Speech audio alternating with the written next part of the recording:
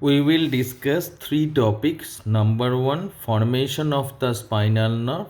Number two, spinal segment and vertebral segment relationship. And number three, cauda equina. So first one is the making of the spinal nerve.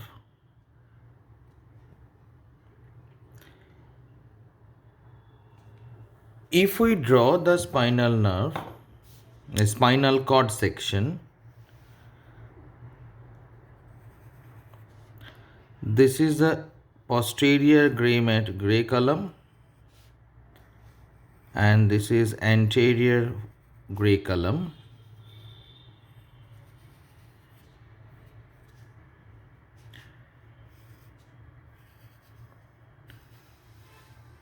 Section of the spinal cord.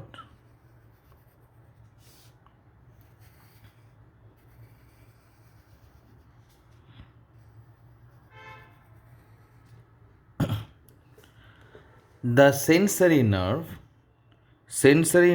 that comes from the receptor. Sensory nerves or sensory neuron are definitely our pseudo-unipolar neuron. So they comes from the periphery. As they are pseudo-unipolar, so they are having their cell body outside the spinal cord. It has a central process that it relays in the posterior horn. So posterior horn is a sensory horn. So this is a sensory neuron. And this is the anterior horn of the gray matter. This one is the motor horn or motor root. So the motor fiber, it comes out from anterior root and it joins the sensory root. Finally, these together, the motor root, this one is the motor root and this one is the sensory root.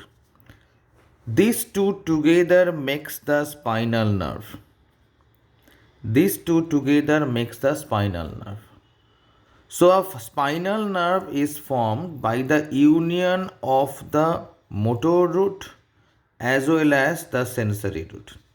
So our spinal nerve is definitely, it is a mixed nerve. Spinal nerve, it is a mixed nerve because it has the both sensory component as well as motor component. And the spinal nerve, it comes out from the intervertebral foramen. It comes out from the intervertebral foramen. After coming out, the spinal nerve, it divides in two components, two branches rather. One branch goes to the dorsal aspect, one branch goes to the ventral aspect. So after coming out from the intervertebral foramen, the spinal nerve divides in two divisions. One is a posterior division that goes to the dorsal aspect.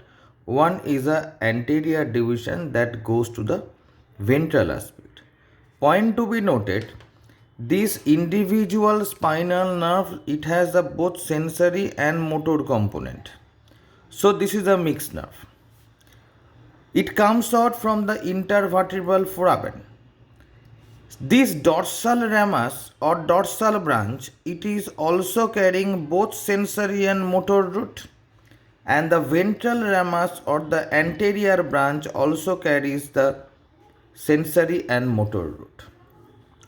So this is a dorsal ramus of the spinal nerve. This is the ventral ramus of the spinal nerve. Now let us come to the spinal segment and vertebral segment relationship.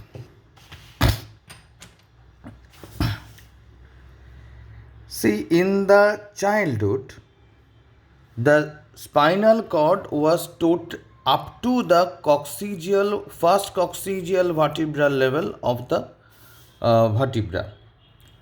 See, this is our vertebra in childhood. Let us consider this is the vertebral column in childhood. So these are the vertebral pieces.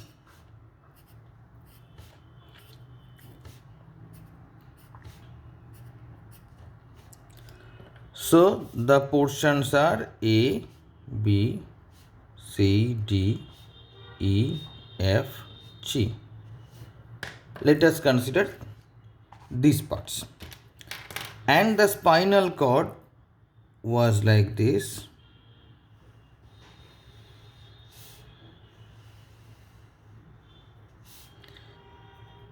It also have its parts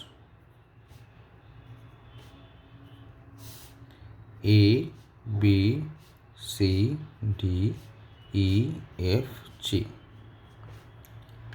The corresponding spinal nerve will come out from the corresponding vertebral level.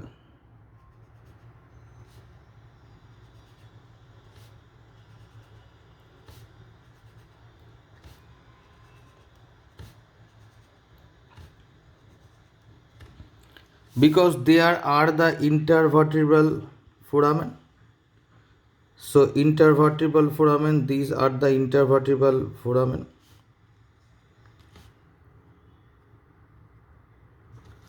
So the fiber of the segment C will come through the intervertebral foramen of the vertebra number C. The fiber of the segment D will come to the intervertebral foramen of the vertebral segment D. The fiber of the spinal segment D will come out to the intervertebral foramen of the vertebra level E. So each spinal nerve has its own and dedicated intervertebral foramen. Now when the person becomes adult, the vertebral column grows in length.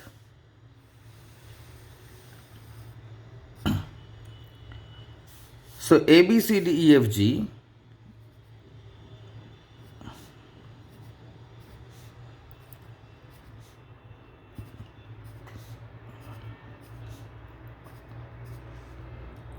These becomes the what segments A, B, C, D, E, F, G. The spinal cord segments, it also increases in length, but it cannot cope up to the entire length of the vertebral column.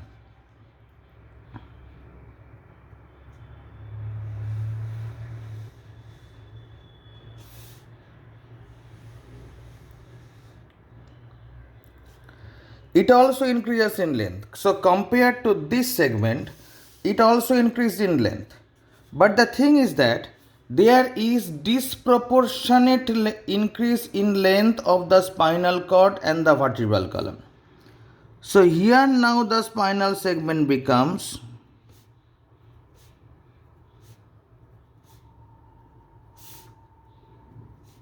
A, B, C, D, E, F, G. So as a result, though the A vertebral spine corresponds to the A spinal segment, but the D vertebral spine or D vertebral level does not correspond to the D spinal segment. F vertebral level does not correspond to the F segment, rather it has arisen up so much up. So in the upper part there is the correspondence is maintained. In the lower half the correspondence is lost. But the spinal nerve have their dedicated route, dedicated exit door. That means the spinal nerve of G will come to the intervertebral foramen of G. So if we consider these are the respective intervertebral foramens,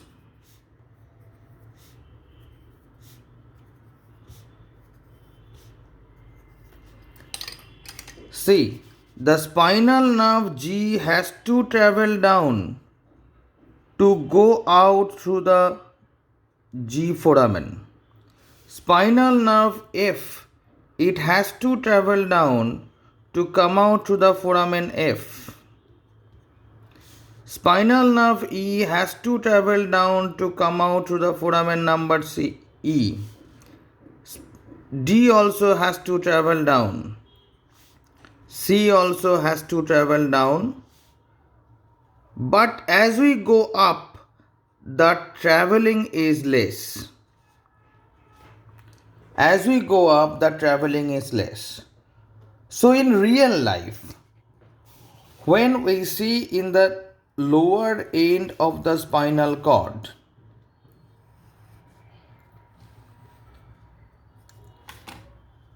the fibers, nerve fibers, it travels long down to get their dedicated foramen. To get their dedicated foramen. The foramen is fixed in the childhood.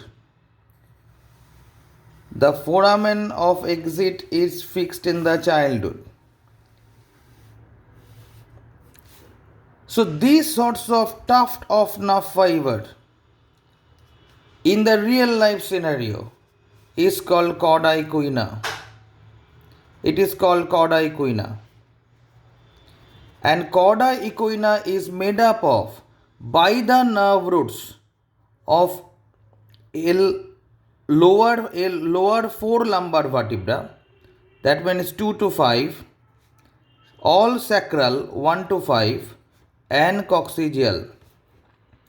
So cauda equina, it is nothing but the tuft of the nerve fibers that comes out from the lower level of the spinal cord, who has to travel down to find out its own intervertebral foramen. So, in the childhood, there was the correspondence maintained. In the adult life, the correspondence becomes totally a bit disrupted. Correspondence becomes a bit disrupted. Roughly, very roughly,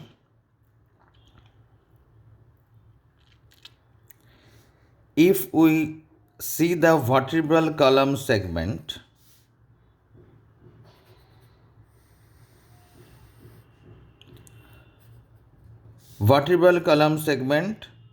cervical, thoracic, lumbar. This is the vertebral column segment. This is the vertebral column segment.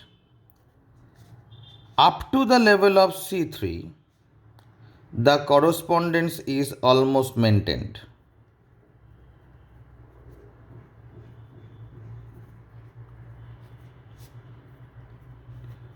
So up to the level of C3, we get the corresponding spinal segment. Up to the level of C3, we get the corresponding spinal segment. In the lower cervical region,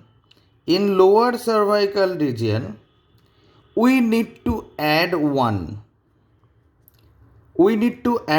Means if we see the C6 vertebral segment, for C6 vertebral segment, inside the C6 vertebral segment, we will get the C7 spinal segment. Inside the C8 vertebral segment, we will get the T1 spinal segment. So there is +1, the rule of +1. In thoracic part, upper thoracic region, there is rule of +2. Upper thoracic region, rule of +2. That means if we see the T4 vertebral segment, that means there we will expect the T6 spinal segment. Below that, +3. And at the level of T11, it is almost +4. T12, it is almost +6. So in T11 vertebral segment, T11 vertebral spine level, we will find the lumbar fifth spinal segment like that. And at L1, if it is a lumbar 1, at L1, all the rest segment remains.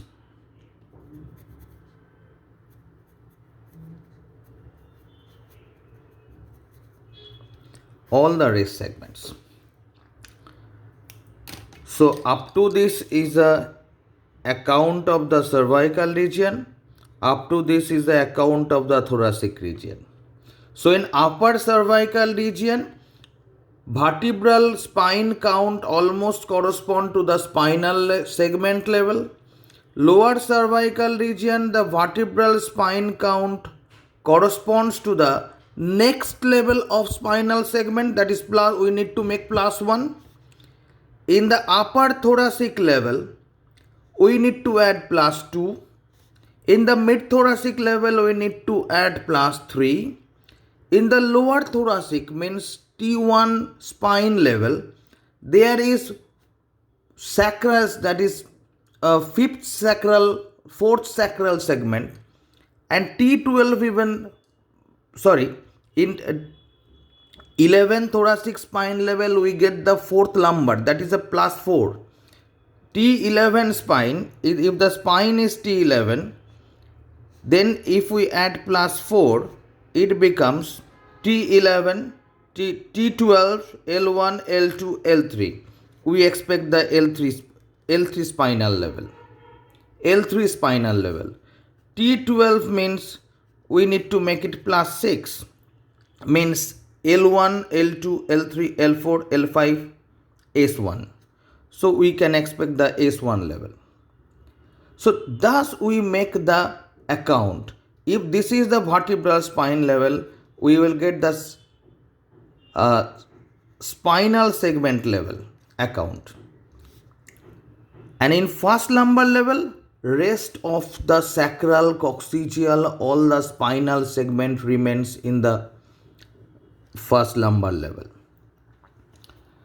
So thus we account the number 1. In the first picture we depicted the formation of the spinal cord, concept of dorsal ramus and ventral ramus. Next, the spinal segment and vertebral segment relation. The main cause is disproportionate growth of the vertebral column and the spinal cord. The point to be noted that number 1, each spinal nerve have its own gateway. Each spinal nerve has own gateway. Number 2, they must exit to that gate. They must exit to that gate. Wherever be the gate, the nerve has to find it out. In the lower part of the spinal cord, the nerve need to traverse maximum, and such are the traversing nerves makes that cauda equina. Cauda equina, cauda means tail, equina means horse. It looks like a tail of the horse. So this is the tough bunch of nerve fibers in the lower level, lower spinal level. So that makes the cauda equina. And vertebral counts, vertebral spine versus spinal segment. In the upper cervical level, almost correspondence. Lower cervical level +1. C7 vertebral segmente T8 spinal segment pabo. Upper thoracic +2. Lower thoracic +3. T11 level is +4. T11 vertebral spine level e ami third lumbar spinal segment pabo. T12 +6 means T12 vertebral spine level e ami fifth lumbar spinal segment pabo. And in the first lumbar vertebral spine level, the spinal cord ends with all the resting parts.